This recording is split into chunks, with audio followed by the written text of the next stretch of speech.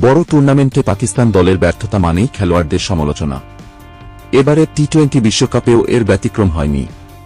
যুক্তরাষ্ট্র ও ভারতের কাছে হেরে যাওয়ার পর বাবর আজম ও শাহিন আফ্রিদিদের সমালোচনার মুখে পড়তে হয়েছে। বিশেষ করে ভারতের কাছে হারের পর সাবেক খেলোয়াড়রা যেমন ওয়াসিম আকরাম, সেলিম মালিক, শোয়েব আখতার ও শহীদ মালিক তাদের সমালোচনা করেছেন। শোয়েব মালিকও তাদের সঙ্গে যোগ দিয়েছেন।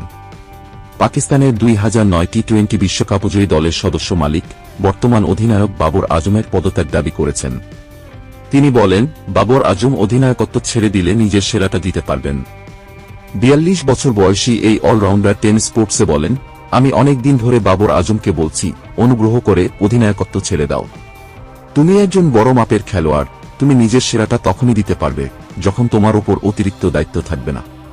পাকিস্তানের সবচেয়ে অভিজ্ঞ ব্যাটসম্যান অধিনায়ক বাবর আজম আর উইকেট কিপার মোহাম্মদ রিজওয়ান দুজন মিলে এখন পর্যন্ত 223টি আন্তর্জাতিক টি-20 ম্যাচ খেলেছেন।